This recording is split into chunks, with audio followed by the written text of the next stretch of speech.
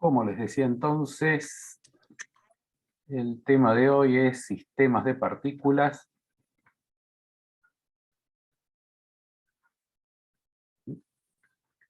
Y en esta primera parte de la bolilla del capítulo, como les decía también la semana última, estamos tratando problemas en el que tenemos sistemas de partículas discretas, ¿sí?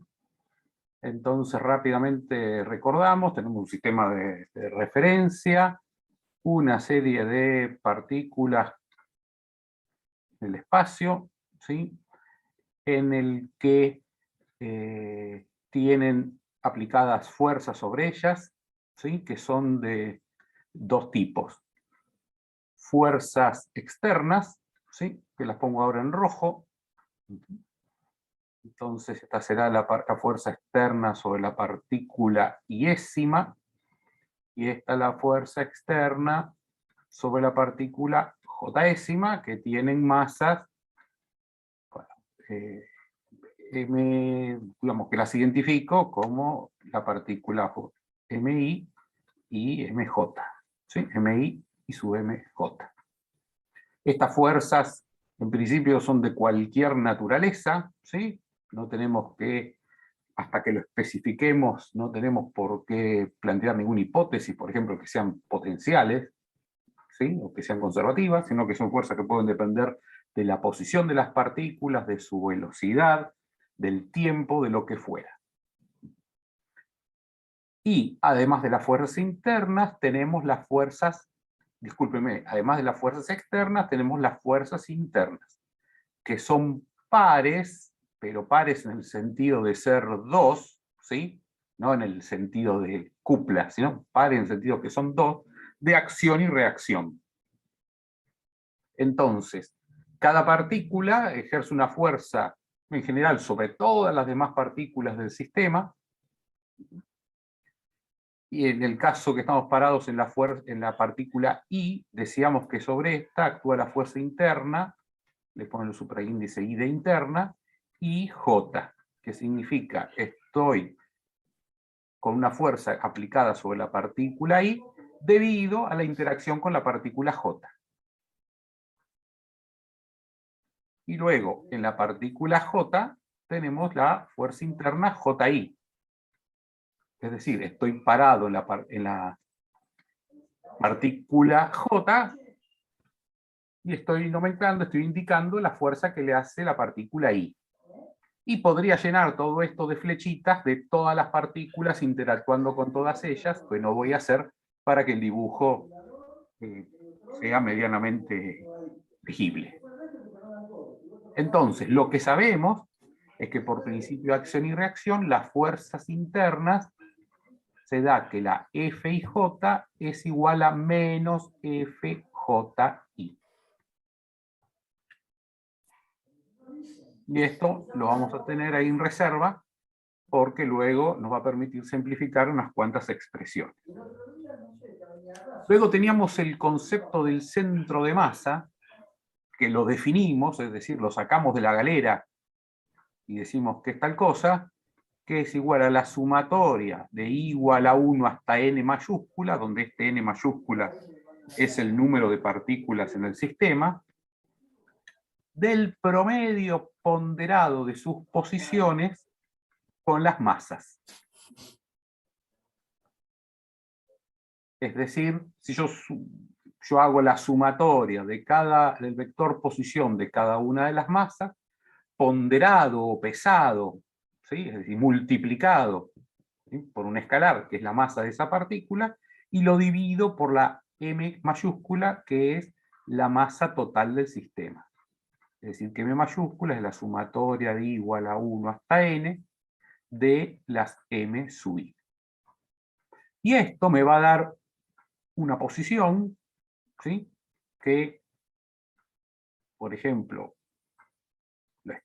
normalmente simboliza con este dibujito, ¿no? Este círculo, así para, como el símbolo de, digamos, de BMW, ¿sí? Que indica la posición del centro de masa, que es un punto teórico ¿sí? Que no coincide con en general no coincide con ninguna de las masas del sistema, ¿sí? Tiene su vector posición, y este vector posición va a evolucionar, es decir, va a cambiar en su posición, su velocidad, su aceleración con el tiempo, seguirá su trayectoria, ¿sí? En función de cómo van evolucionando en el tiempo las posiciones de las partículas, ¿sí? Porque no es una magnitud que se permanezca, en general no permanece constante, sino que sigue su trayectoria. Entonces, luego empezamos a partir de estos conceptos, empezamos a deducir expresiones, como lo hicimos para una partícula, pero ahora generalizándolo para un sistema de partículas. Entonces, lo primero que vimos fue qué ocurre con la cantidad de movimiento. Y la estrategia es siempre lo mismo. Si tenemos la expresión de la cantidad de movimiento para una partícula, que recordemos que entonces la cantidad de movimiento de la partícula iésima es igual a la masa por la velocidad de esa partícula, la sumatoria sobre todo el sistema de partículas es la cantidad de movimiento del sistema de partículas. Y demostramos que esa cantidad de movimiento total del sistema, que la llamó P, sin su índice, es igual a como decía, a la sumatoria de los P sub I. Cuando a la sumatoria no le pongo nada, quiere decir, para ser más rápido, quiere decir que es la sumatoria sobre todo el sistema, es igual a la masa total por la velocidad del centro de masas. Quiere decir que yo mirando la masa total y asimilándola a una partícula que coloco en el centro de masas, ¿sí? Haciendo el producto de esa masa por la velocidad del centro de masas, es lo mismo que hacer la sumatoria de la cantidad de movimiento sobre cada una de las partículas y sumar.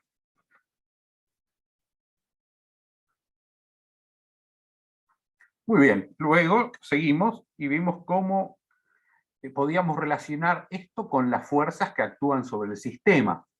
Y en principio dijimos, cuidado, que acá tengo fuerzas internas y fuerzas externas. Entonces, en principio, tengo que considerar todas ellas cuando hago, digamos, aplico la segunda ley de Newton para ver cómo relaciona cantidad de movimiento con fuerzas aplicadas.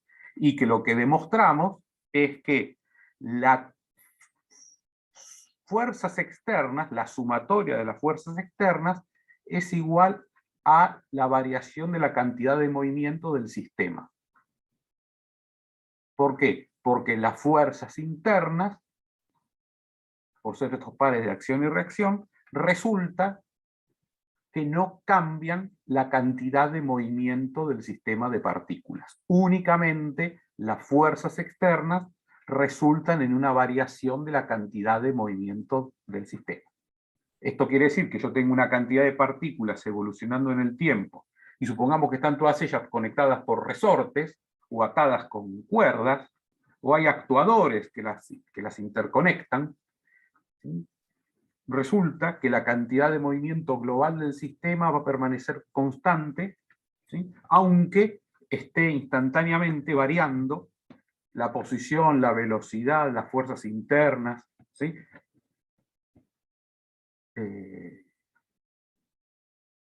Las aceleraciones de las partículas, pero la cantidad de movimiento global no lo va a afectar. Únicamente, entonces, resultado importante para tener en cuenta, únicamente, para notar, digamos, únicamente las fuerzas externas resultan en la variación de la cantidad de movimiento del sistema, no de las partículas individuales, ¿sí? Luego, en el mismo sentido, vimos que la variación del momento cinético del sistema, ¿sí? Recuerden, voy a empezar un poco más tranquilo, que L, que es que la cantidad de movimiento de una partícula es igual al producto de R, vector posición, vectorial, MI por B sub I. Si quiero saber el L de todo el sistema de partículas, tengo que hacer la sumatoria del L de cada una de las partículas.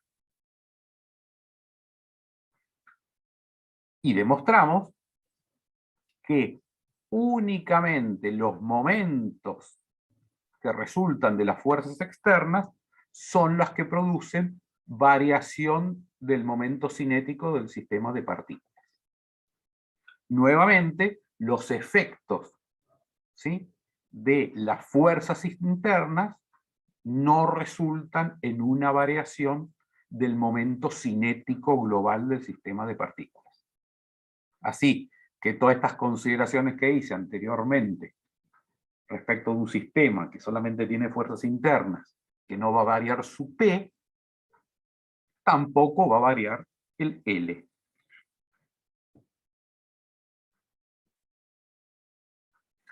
Seguimos trabajando un poco el último jueves y dijimos, ¿cómo puedo escribir la cantidad de movimiento, del momento cinético del L de un sistema de partículas, pero ahora involucrando al centro de masa, su velocidad, la masa total, ¿sí?, su posición, para ver si podemos encontrar una fórmula elegante como la que vimos antes, ¿no?, para la cantidad de movimiento. ¿Y dónde llegamos? Que podemos escribir el L del sistema de partículas como sigue. Un sumando, discúlpenme, acá me equivoqué, tengo que arreglar, puse MI y acá es el M total. Un primer sumando, que es el L asociado al centro de masas, ¿no?, porque M por VG es la cantidad de movimiento del centro de masas, multiplicado, premultiplicado, por su posición, por este RCM que puse acá. RCM o RG es lo mismo. Profe, ¿lo interrumpo? Sí, por favor. En el sumando ese, el M mayúscula, ¿no tendría que ser un M minúscula? Ya que toda la sumatoria de las masas chiquitas es M grande. Sí, cuando corregí el error ese que tenía con el MI, era porque me olvidé cambiar acá en el M. Gracias, muy bien. ¿Sí? Quería prescindir de la sumatoria, porque ya lo tengo calculado.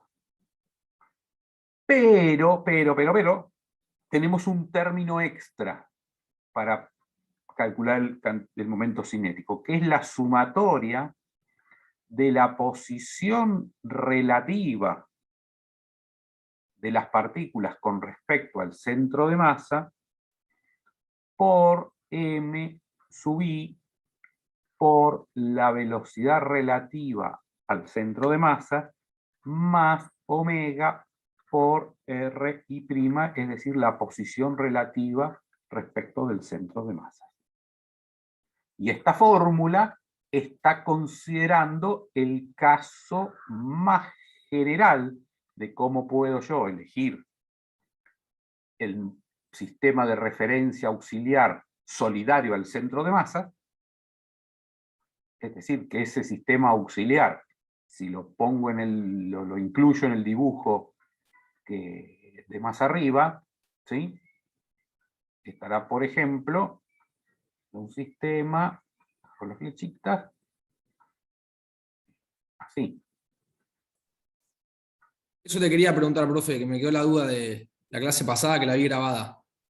Sí. O sea, siempre que hago este análisis, ¿estaría como montado en el centro de masa? Efectivamente, el origen está en el centro de masa, pero eventualmente ese sistema de referencia auxiliar también puede estar rotando, ¿sí?, y tener una cierta velocidad omega. Entonces, en tal caso, es que aparece este término de omega por RI'. ¿Sí? Bien, entonces el sistema de partículas siempre, o sea, vamos a estar en el centro de masa, siempre.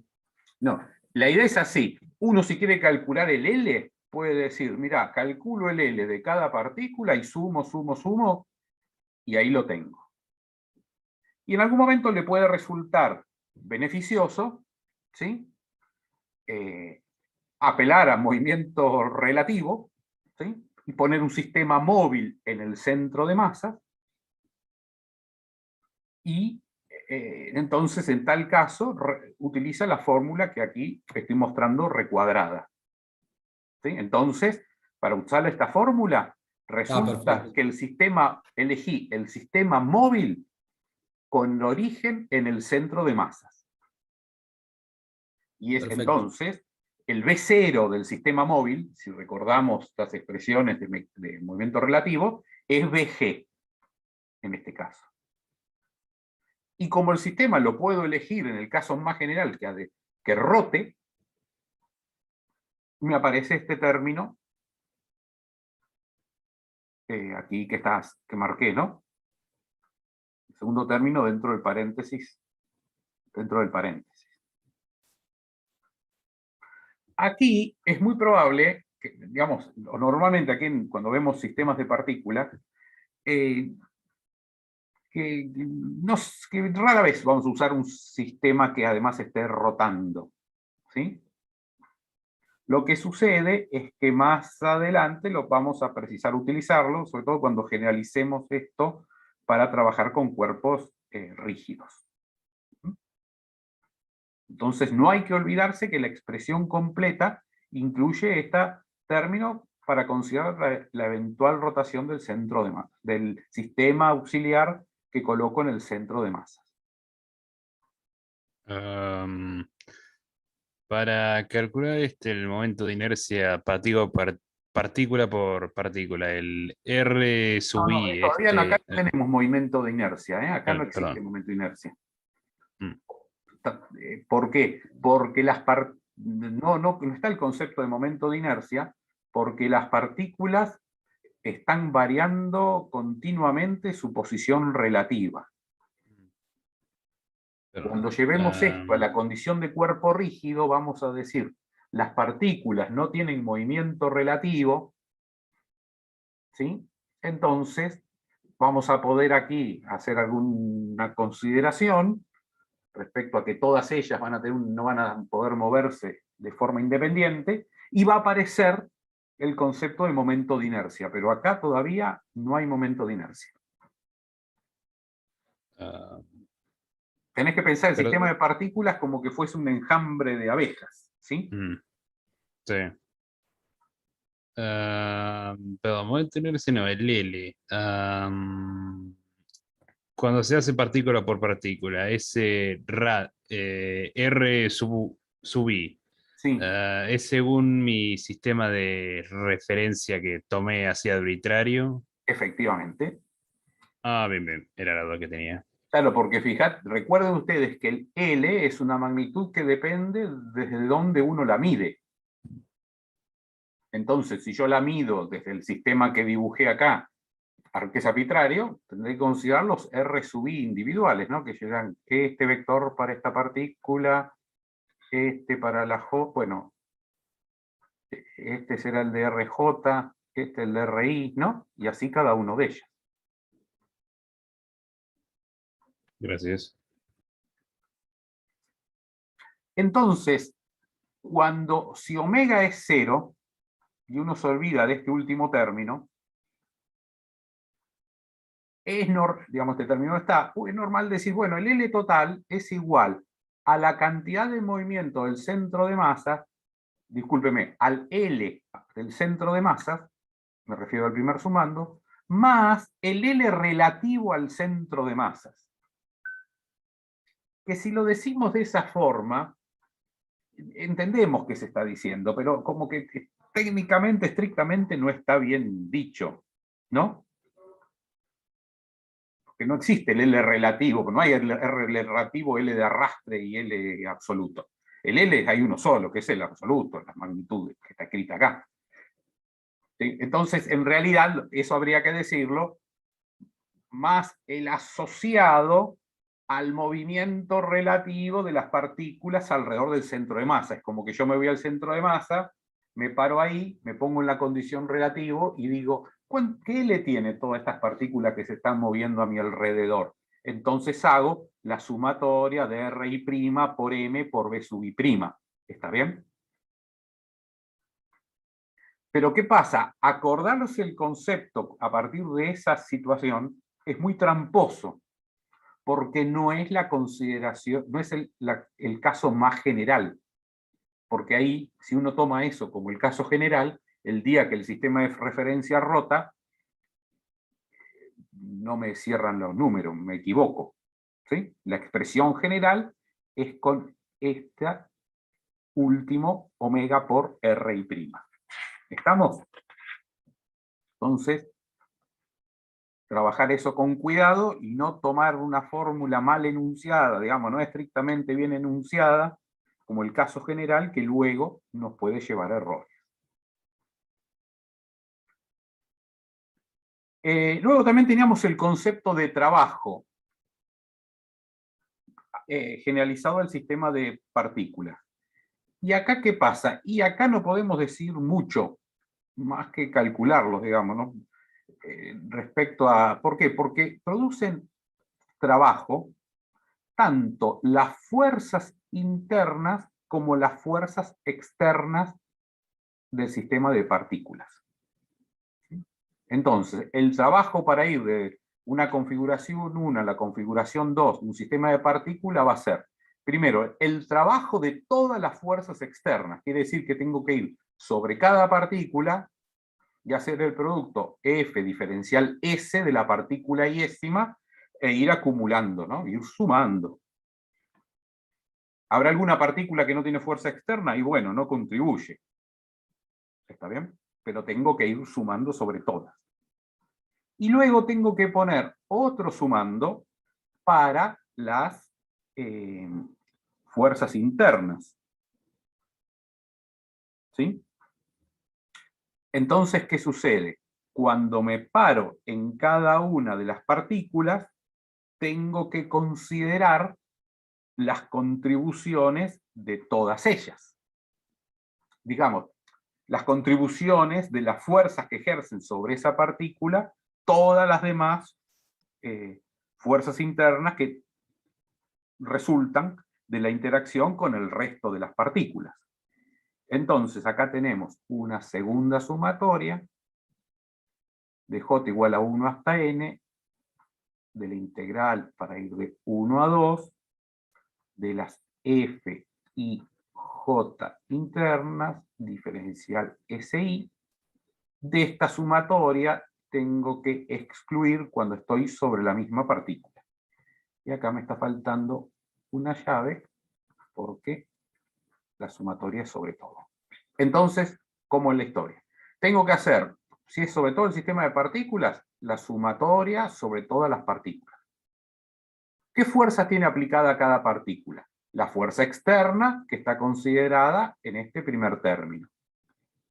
Y luego, la interacción, si yo estoy parado en la partícula I, con todas las demás. Quiere decir que tengo que variar J de 1 a la cantidad de partículas que tiene el sistema. Pero tengo que excluir la I. Y sobre esto no puedo decir nada, no puedo simplificar, no puedo borrar, no puedo decir nada. Porque no hay... nada se cancela.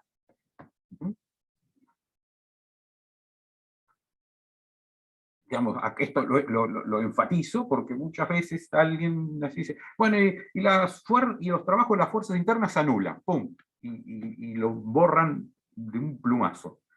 ¿Habrá algún caso que eso ocurre? No cabe ninguna duda, pero será un problema o una configuración muy especial. Pero en general, tal cosa no ocurre.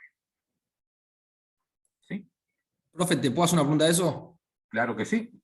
O sea, a mí me va a hacer una fuerza y yo le voy a, le voy a reaccionar con la misma. Entonces, cuando yo haga la sumatoria de la otra fuerza, ¿no va a estar tirándome del mismo modo? ¿Se entiende? Sí, eso es si vos hicieses la sumatoria de las fuerzas. Y eso que vos decís se anula, que en este repaso no fuimos en los detalles, cuando haces el cálculo de la expresión de lo que habíamos antes, acá cuando consideramos la relación entre la cantidad de movimiento del sistema de partículas y las fuerzas aplicadas. La fuerza Claro, acá me depende de la trayectoria también, ¿no? Me depende. efectivamente. Está bien, claro, claro. Entonces, ¿qué pasa? Vos tenés acá la partícula iésima, acá la J. Esta tiene la fuerza FJI. Este tiene la fuerza FIJ, que como muy bien dijiste, son fuerzas que, si las sumo, se anulan. Pero esta partícula, supongamos, tiene una trayectoria ahí, y esta tiene una trayectoria en esta dirección. ¿Qué pasa? La fuerza FJI sobre la partícula J hace trabajo, ¿no? Será positivo o negativo según la partícula vaya en la dirección de FJI o antagónica. Será trabajo positivo o negativo, pero no es cero.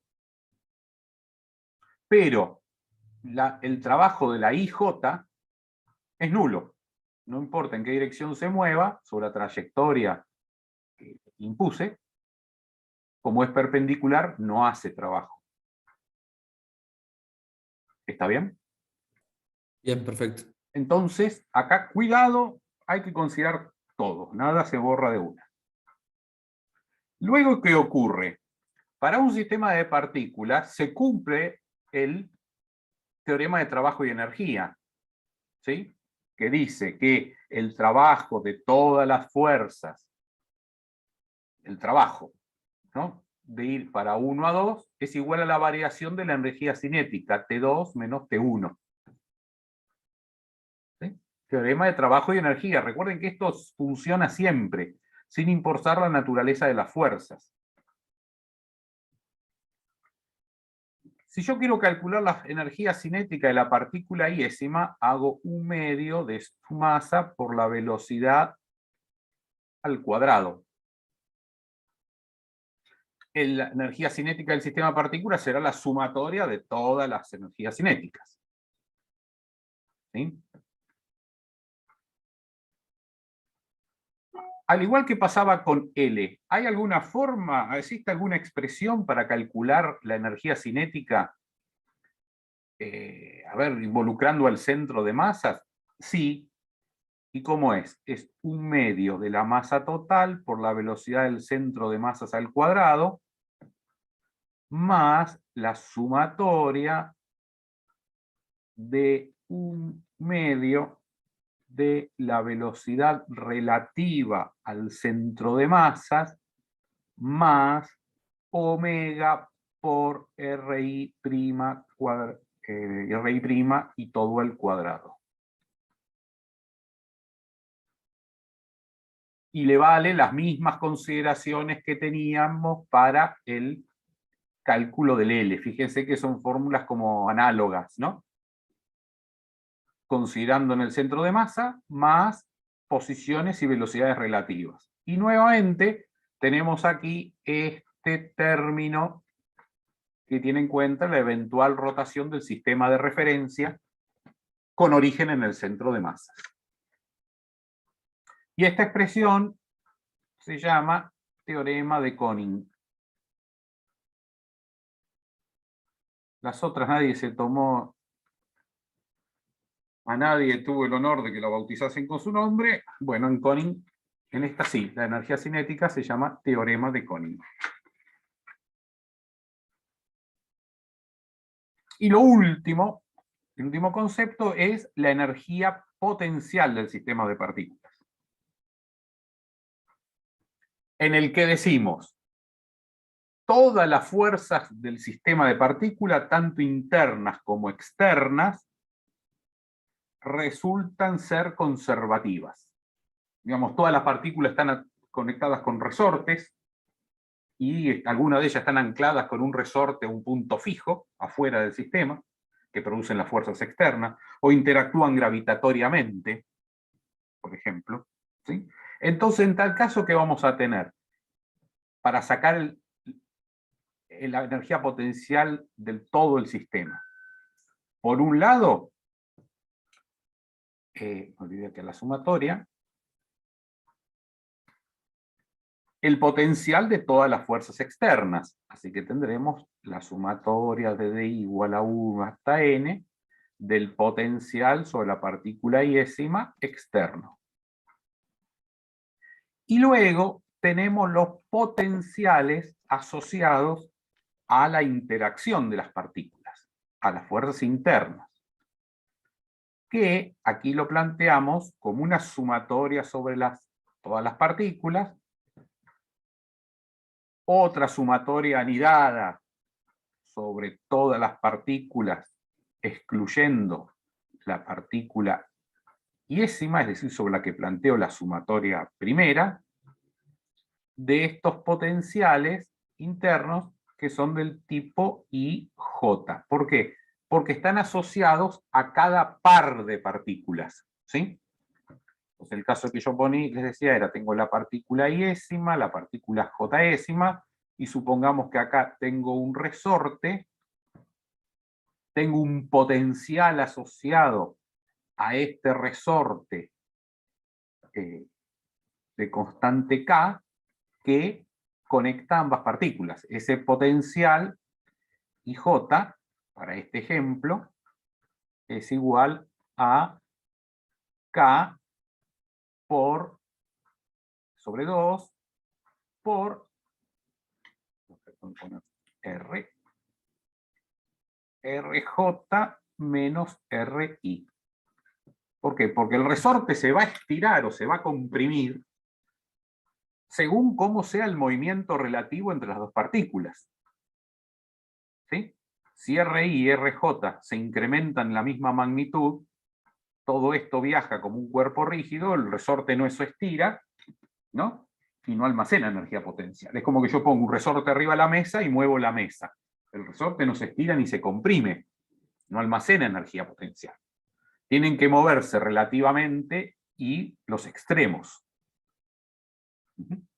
Entonces, ¿qué pasa? Como esta fórmula está planteada como una sumatoria sobre todas las partículas, yo cada potencial lo voy a considerar dos veces, cuando esté del lado de J y cuando esté del lado de I. Y es por eso que tenemos este coeficiente 1/2 aquí delante.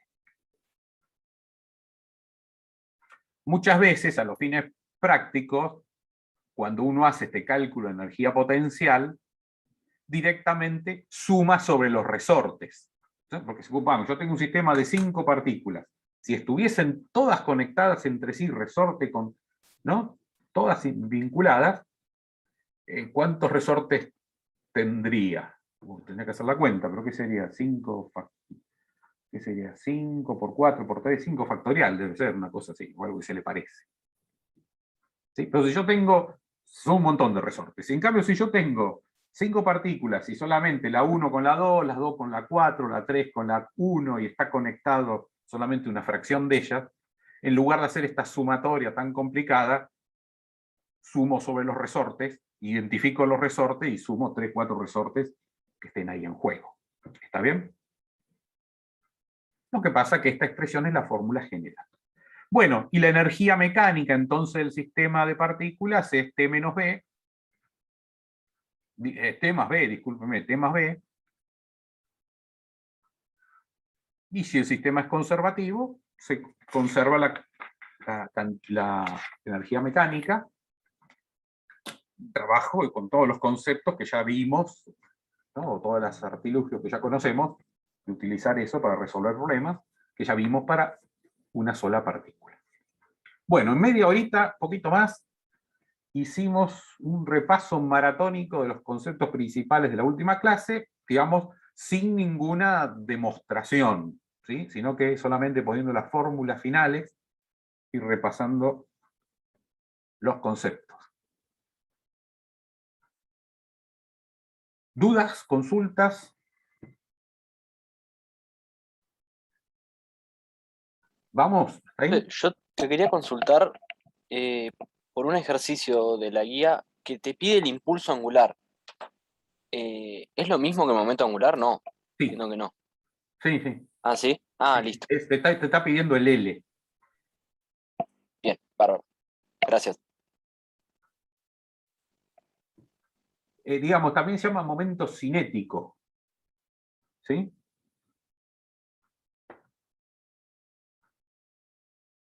Momento No, cinético, perdón, sí. angular. No, porque lo tenía anotado como momento angular y nada, en la guía te hablaba de impulso angular y no sabía para dónde encararlo. Había buscado en los libros y habla de L siempre. Entonces Claro, eso es lo sí, que sí. me había generado duda. Pero bueno, listo. Gracias. Eh, Recuerden que cuando vimos dinámica de la partícula, definíamos impulso como la integral de F diferencial de T, ¿no? Entonces reservamos la palabra impulso para esa magnitud, que es una fuerza que actúa durante un intervalo de tiempo.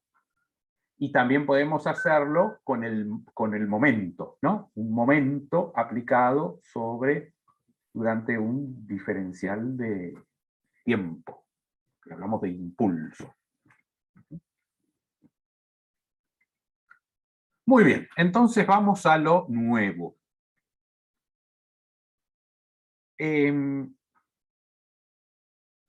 Vamos a empezar con el caso de desintegración de partículas.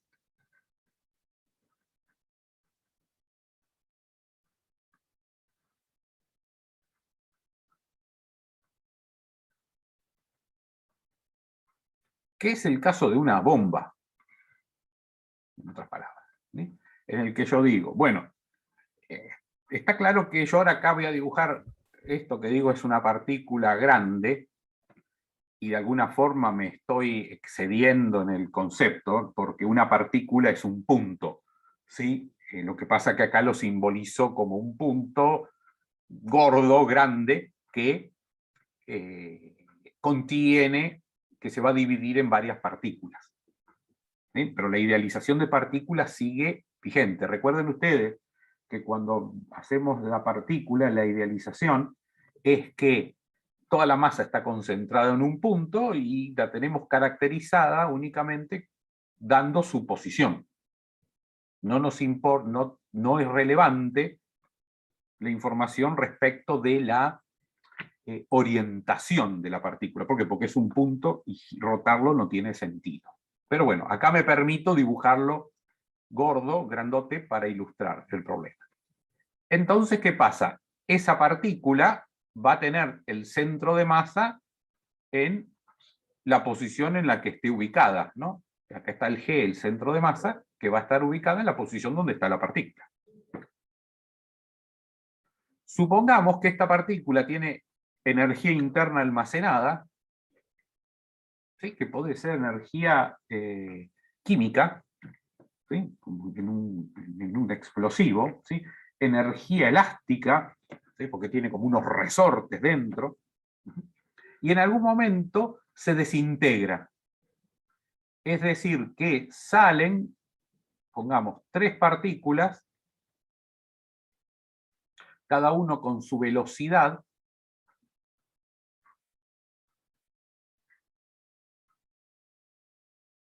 expulsadas de la ubicación donde estaba antes la partícula que las concentraba a todas ellas. Y supongamos que esto ocurre en el espacio, ¿sí? Bajo el efecto, pues digamos, sin ningún efecto, ninguna fuerza externa. Digo que está en el espacio, lejos de cualquier cuerpo celeste que le pueda producir gravedad, ¿sí? Entonces, ¿qué sucede? En este caso, las fuerzas externas son nulas. Y lo único que ocurrió es que durante la explosión, llamémoslo, durante la desintegración, actuaron fuerzas interiores. Y además, planteemos la condición en que en esa explosión no se perdió masa. Es decir, que la sumatoria de las masas de estas 3 partículas es igual a la masa principal que antes teníamos. Entonces yo pregunto, con todas esas consideraciones, ¿dónde está el centro de masa en la configuración del problema en un instante luego de la explosión. En un tiempo, no en un instante, en un tiempo luego de la explosión. Digo, a los 2 décimas de segundos, a los 3 segundos, a los 5 segundos, a los 10 segundos. ¿Dónde va a estar el centro de masa? ¿En la misma posición? En el lugar que explotó sería. Claro, está acá, queda en el lugar que explotó. ¿Por qué? Porque se supone que salieron todas simétricas. Porque se conserva la cantidad de movimiento. Efectivamente, porque se conserva la cantidad de movimiento. Lo que va a resultar, como estaba la otra persona ahí que habló, digamos, discúlpenme, la descortesía que no veo sus nombres, como alguien más dijo, se supone que salen todas simétricas. Muy bien, muy buena intuición. Lo que pasa es que vamos a pulirlo, no es que se supone. Tienen que salir, tampoco simétricas, pero entiendo el concepto que quería expresar, de forma que la cantidad de movimiento se conserva, y si era una masa que estaba quieta, la cantidad de movimiento inicial era 0, ¿no? Entonces el P inicial es 0, inicial es 0, y esto es igual a M1 por B1 más M2 por B2 más M3 por B3. ¿Sí? Entonces la idea es que P permanece constante porque solamente actuaron acá fuerzas internas. Y esa fuerza interna le pueden haber dado un impulso, porque actúan sobre un diferencial de tiempo en el momento que la bomba explotó, ¿sí? Y resultó en que, digamos, fueron solo fuerzas internas.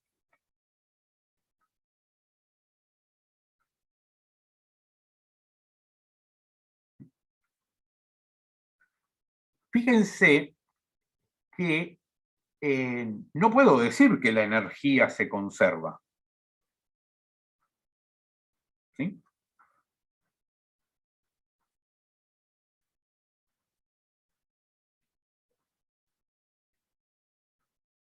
¿Por qué? Porque toda explosión o lo que sea puede tener algún tipo de rendimiento, digamos que hay alguna energía que se pierde. Y además porque tampoco esto tiene por qué ser conservativo, ¿no? Entonces, se conserva seguro la cantidad de movimiento. ¿Por qué? Y porque no hay fuerzas externas en esta configuración que le estamos dando. ¿Sí? Pero no hay conservación de la energía. Digamos, en una explosión real, yo diría, bueno, tengo en esta guardada, digamos, la bomba tiene energía química, ¿sí? Energía potencial química almacenada. Cuando detona, una fracción importante se transforma en energía cinética asociada a las velocidades de las partículas, y una fracción se pierde en ruido, calor. ¿Sí? Entonces, para plantear el balance de energía, tengo que tener el dato, o es lo que hay que calcular, pero tengo que considerar ese término de energía adicional.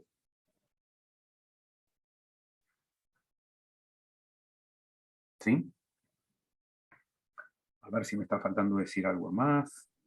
¿Se podría llamar disipada? Sí, sí, es disipada, efectivamente.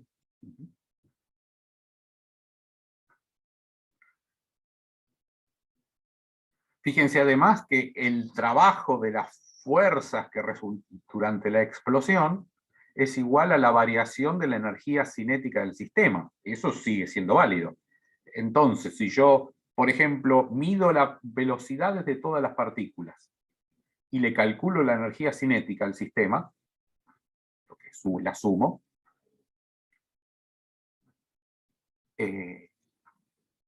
sé cuánto esa energía cinética, desde inicialmente que no tenían ninguna porque estaban todas quietas y ahora viajan con esa velocidad, me da la información de la cantidad de energía de lo que almacenaba la bomba se utilizó para impulsar los fragmentos de esta, ¿no? Y el resto, a los fines prácticos, se perdió. ¿Sí? Se disipó. Por otro lado, fíjense que estoy bastante limitado en la predicción que puedo hacer de las velocidades de las partículas luego del estallido. ¿Y por qué? Porque fíjense que si consigo el sistema plano, yo puedo plantear dos ecuaciones de conservación de la cantidad de movimiento. Componente X y componente Y. ¿Está bien? Con P. Y si tengo como incógnitas, ya voy, y tengo como incógnitas las velocidades de tres partículas, que cada una para resolverlo preciso identificar o resolver dos componentes, es decir, que tengo 6 incógnitas, con 2 ecuaciones no puedo ir muy lejos, ¿no? ¿Por qué? Y porque hay infinitas configuraciones de 3 masas saliendo, como decía alguien antes, simétrico, pero no es simétrico, sino que va a depender de la masa de cada una de ellas, cómo se tienen que distribuir las velocidades, o cuáles tienen que ser las velocidades, para que P sea 0. Sí, la pregunta que... Sí, no, está bien, eso quería nada más preguntarte. Si, claro, ahí vos tenés en X, en Y y en Z tenés que hacer las fórmulas, ¿no? Porque es en el espacio. Sí, yo acá lo estoy haciendo plano para no complicar el dibujo, pero si fuese en el espacio, claro, yo podría decir, como P es 0, significa que es 0 en X, es 0 en Y y es 0 en Z, ¿no? Porque la condición inicial es que era 0 en las 3 componentes. Entonces voy a tener 3 ecuaciones, si está en el espacio, o 2 ecuaciones si está en el plano. Y entonces estoy limitado a la cantidad de componentes que puedo llegar a deducir, ¿no? A despejar. Digamos, si a mí me dan la cantidad de movimiento de 2 partículas, bueno, podré decir para qué lado va la tercera.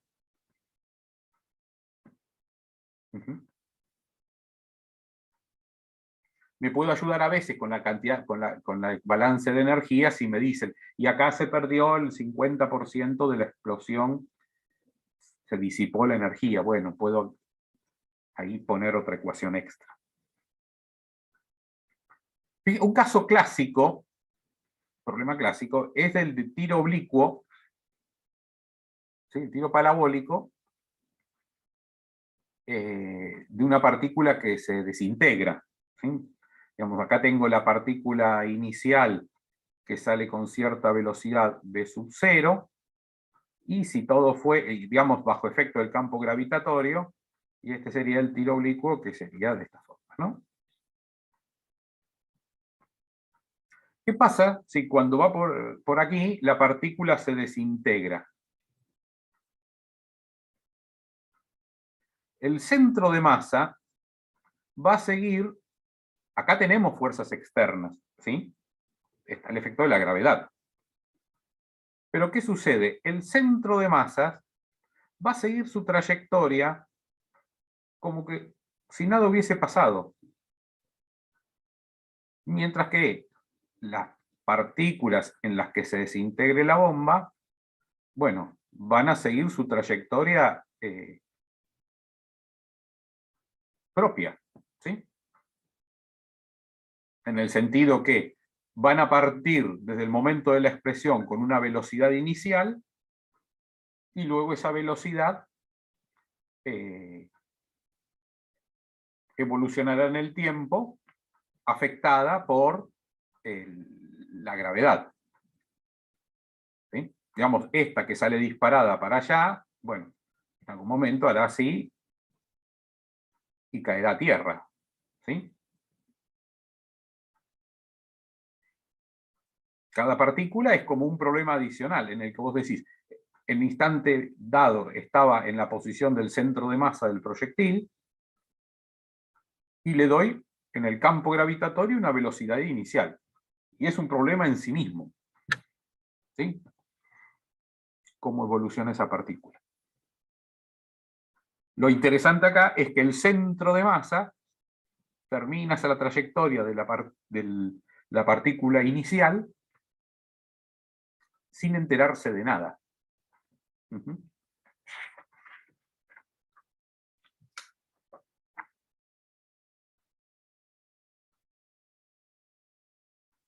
Muy bien. Seguimos con choques de partículas.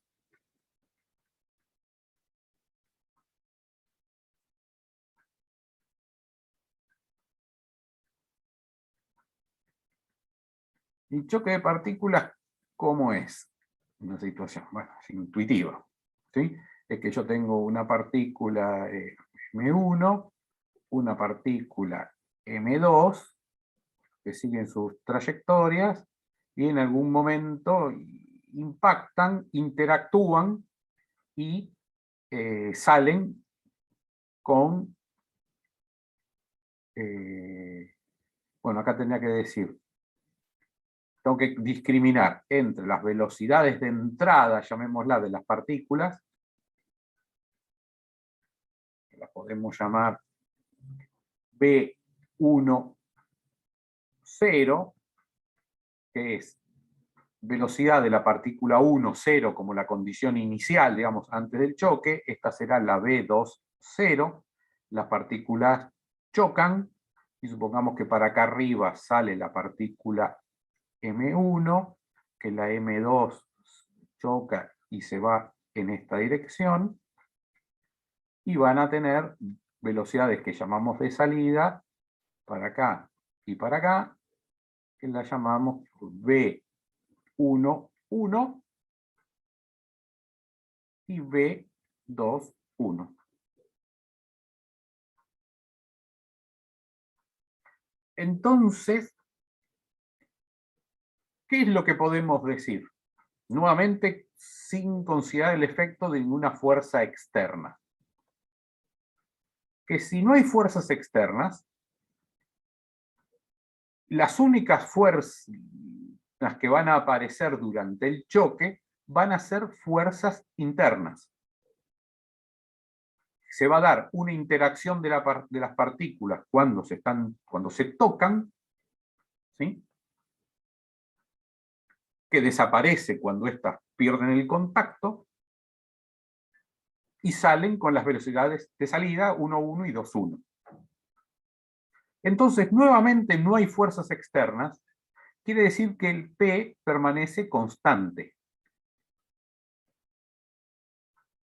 Y en este caso lo que tenemos es que el P0, el inicial, es igual al P de salida. Fíjense que en el caso anterior teníamos que P inicial era 0, porque yo el caso que especifiqué era como que la bomba estaba en reposo. ¿Sí? En el caso del tiro oblicuo, dije no, que la bomba seguía una cierta trayectoria. Bueno, acá, para que las partículas choquen, obviamente tienen que tener velocidades iniciales, por lo menos alguna de ellas, ¿no? Para que se aproximen y se produzca el choque. Entonces, sin importar cuál sea el tipo de choque, lo que siempre voy a poder decir es que se conserva la cantidad de movimiento porque solamente actúan fuerzas internas. Pero, ahora vienen distintos tipos de choque. El primero que consideramos es el que se llama choque elástico, que tiene la particularidad de conservar la energía. Es decir, chocan dos cuerpos perfectamente elásticos que interactúan, se deforman al chocar, ¿sí? Tienen como los cuerpos son perfectamente elásticos, funcionan como resortes, digamos, almacenan energía elástica, que luego liberan, y las partículas salen con velocidades de salida asociadas a esa restitución elástica de las partículas. Y en ese proceso no hay ningún tipo de disipación de energía. Quiere decir que las partículas no se calientan por el choque, ¿sí? No se deforman de forma permanente, no hay deformación plástica, es decir, restituyen perfectamente la forma inicial. Tampoco hay ningún ruido, porque si no se irían en energía sonora, ¿sí? Entonces, en tal caso, se conserva la energía. Digamos, las partículas tienen energía cinética inicial T0, ¿sí? Que será la energía cinética de la partícula 1 más la energía cinética de la partícula 2. En algún momento, al deformarse parte de esa energía, durante el choque se transforma en energía elástica potencial, y luego esa energía elástica potencial se restituye y las partículas salen con las velocidades de salida, 2,1 y 1 y 1. Y esas energías son iguales, antes y después del choque. Fíjense que en ningún momento nos interesa ver qué es lo que ocurre durante el choque cuando las partículas aquí están en contacto, ¿no? Sino que lo vemos antes y después. Entonces el choque elástico tiene energía, conservación de la energía. Entonces fíjense que cuántas ecuaciones podemos sacar acá para resolver el problema, es decir, predecir la velocidad de entrada, la de salida, etc. Y digamos, en un problema plano, 3 ecuaciones, porque podremos plantear Px, es decir, la cantidad de movimiento en X constante, la cantidad de movimiento en Y constante, y la energía cinética constante. Podemos plantear 3 ecuaciones para resolver el problema. Bueno, si fuese un problema en 3 dimensiones, podríamos plantear 4, ¿no? Px, Pi, Pz, y la energía cinética, que es un escalar.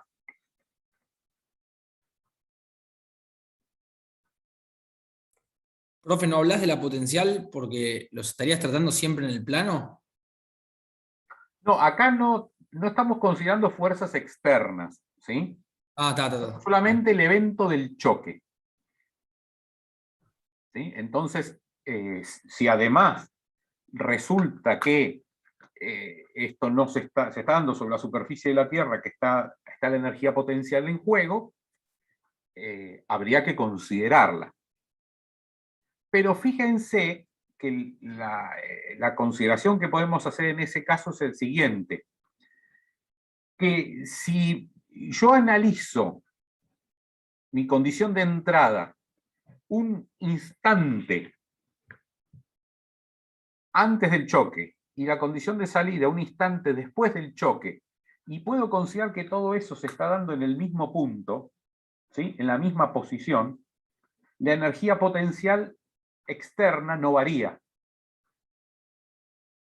Yo aquí dije, bueno, las partículas vienen y las dibujé un poquito lejos, acá hasta que chocan, y después salen y las dibujé relativamente un poquito lejos del punto del choque. Pero si estas distancias entre las partículas son despreciables respecto a alguna magnitud característica del problema, ¿sí? Digamos que esto está ocurriendo a 100 metros de altura, y estas diferencias entre las partículas acá de entrada y salida están del orden de milímetros, la energía potencial de las partículas no cambia. ¿Está bien? Porque todo eso está ocurriendo en la misma posición. Entonces, Bien. esta puede ser una simplificación, una consideración, una hipótesis a la hora de resolver el problema. Pero de todas formas, yo le estaba planteando en la condición que no teníamos fuerzas externas, ¿sí? Por eso el P es constante. ¿Estamos? El segundo choque es del tipo anelástico o no elástico. ¿Sí? Entonces, ¿qué quiere decir? Que la energía no se conserva. ¿Por qué? Y porque las partículas al chocar disipan energía, porque se calientan, porque hay un sonido o porque quedan deformadas de forma permanente, ¿sí? lo que significa que hubo un mecanismo de disipación de energía. Entonces, ¿qué pasa con la energía? Que la energía cinética a la entrada es igual a la salida más cierta energía disipada. Igual, digamos, energía disipada análoga a la que charlábamos en el caso de la desintegración, ¿sí? Entonces, podré obtener una ecuación adicional si me dicen cuánto es la energía disipada, o podré hacer un balance y calcular el Q. Bueno, habrá que ver cómo está planteado el problema. Pero el choque anelástico no conserva la energía. Yo puedo plantear un balance de energía. Eso siempre se puede hacer. Conservar la energía quiere decir que la de la entrada no es igual que la de la salida.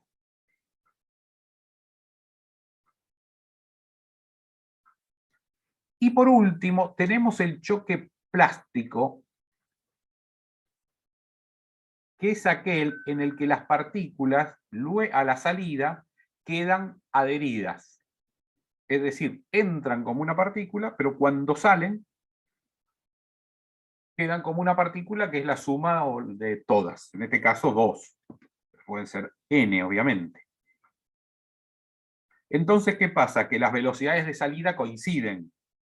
Entonces, ¿qué pasa? No hay fuerzas externas, solamente fuerzas internas en juego. Entonces la cantidad de movimiento se sigue conservando. Entonces, ese caso que voy a tener para el caso de dos partículas, que masa 1 por V1 antes del choque, más masa 2 por la velocidad de la partícula 2 antes del choque, va a ser igual a la suma de las dos masas por la velocidad de salida. Yo le pongo V1, ¿sí? Que es la velocidad de la salida, que es la misma para ambas.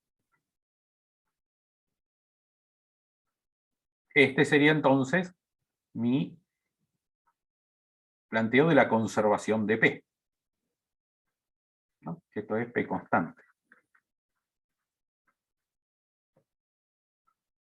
Pero, ¿qué sucede? El choque plástico es un caso particular del anelástico, ¿sí? Quiere decir que hay energía disipada. Bueno, y va a ser igual a la variación de la energía cinética, ¿no? Bueno, escribí la misma ecuación que el anelástico, pero despejando Q. Entonces, el choque plástico tiene la particularidad que las partículas salen adheridas. Entonces, ¿qué pasa? Acá tengo que calcular solamente dos componentes de velocidad, porque comparten la velocidad de salida. Entonces, regla de oro para choques de partículas y para desintegración de partículas. Lo que siempre se conserva es la cantidad de movimiento. Y luego, la energía elástica solamente se conserva en el caso del choque elástico. Disculpen, la energía cinética solo se conserva ¿No sería T0 en el menos caso del T1? choque elástico. Y en cualquiera de los otros casos, podría hacer un balance de energía para calcular, estimar cuánta energía se disipó. Bueno, habrá que ver con qué datos cuento, qué me piden, y darle en consecuencia. ¿Hay alguien que estaba haciendo una pregunta? ¿No sería T0 menos T1?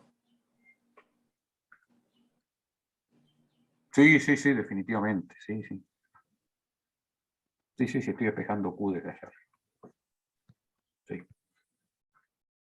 Sí, gracias.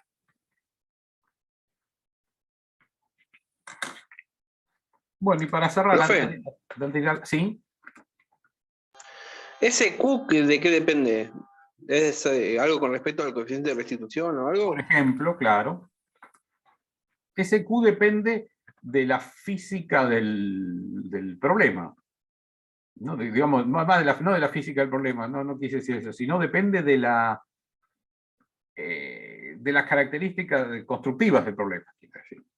En el que uno dice, bueno, hago chocar dos bolitas de plastilina y se van a pegar y va a ser de choque tipo plástico. Pero dos pelotitas de ping-pong, ¿sí? Dos bolas de billar, ¿sí? van a ser un choque más parecido o más cercano al choque elástico, que en algún momento los podré predecir como, los podré asimilar al caso especial, ¿no? Ideal de choque elástico. Y bueno, y después cualquier cosa en medio, ¿sí? Digamos, para los modelos que estamos planteando nosotros, es una información que nos la tienen que dar, que nos la tienen que proveer, ¿sí?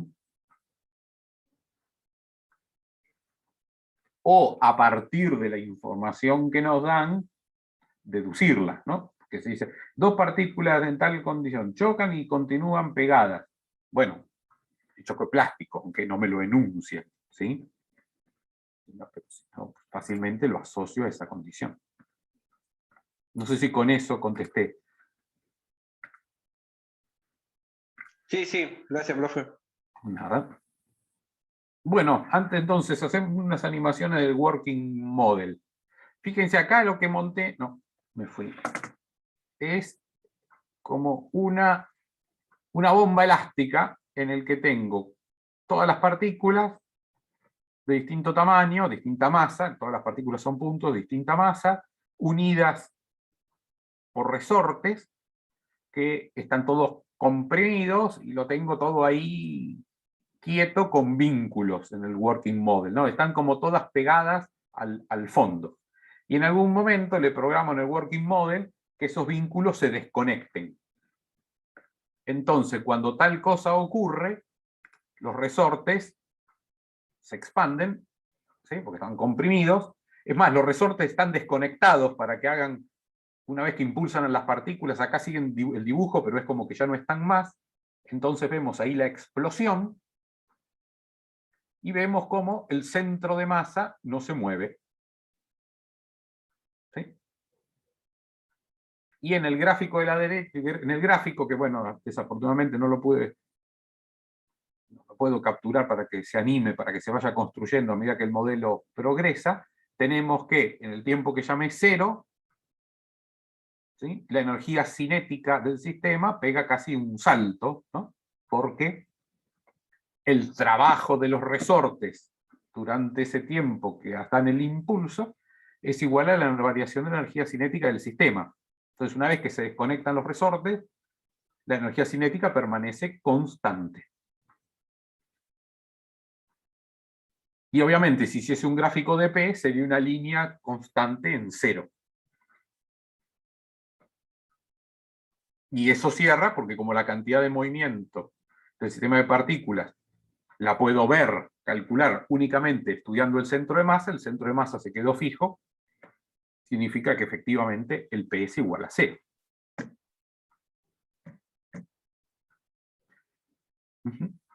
Y ahora vemos casos de choques.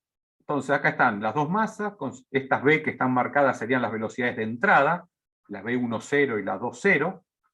El centro de masa inicialmente está en esta posición que ahí se ve, y vamos a tener un choque elástico.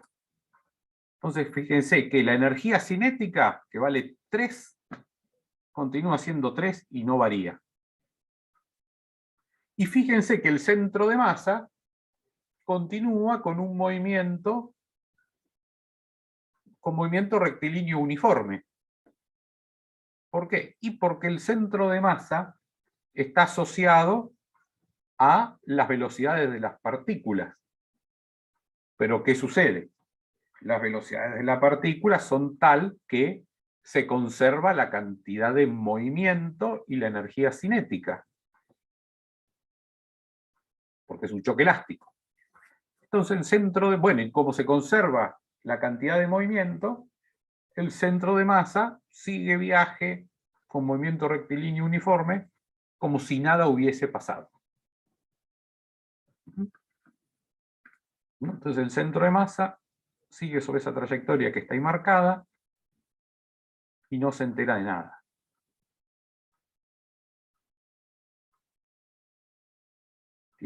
Sigue con la velocidad que tenía inicialmente, asociada a las velocidades de entrada de las partículas. acá tenemos el choque anelástico, que se le da un coeficiente de restitución en el working model a las esferas, ¿no? O a las partículas. Fíjense que se perdió energía claramente porque venían a una velocidad y salieron con una velocidad más baja. El gráfico aquí vemos que en el momento del choque la energía desciende, la energía cinética. Y es apreciable acá en el que ambas salen con módulos de velocidad menor al que traían. Pero nuevamente, la conservación de P se da porque no hay fuerzas externas, así que el centro de masas continúa con su movimiento rectilíneo uniforme como si nada.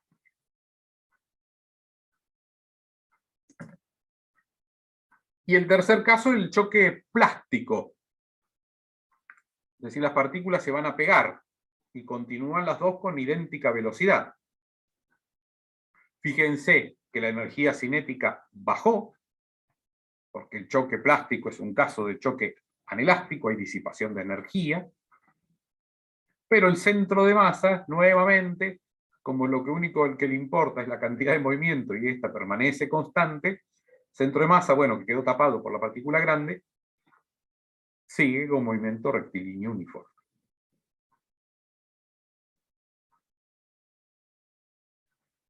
Bueno, hasta aquí llegamos en esta primera parte. ¿Usted tiene alguna consulta antes de ir a la pausa? Profe, lo único, en el plástico el coeficiente de restitución 0 y el elástico 1, ¿no? Claro. Sí. Bien, bien. Sí, el perro también dice que... Es tremendo. También dice que sí.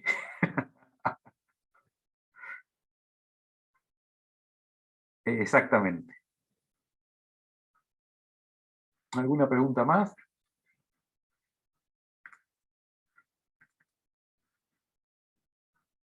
Bueno, entonces hacemos una pausa hasta ahí 20, casi unos 10 minutos.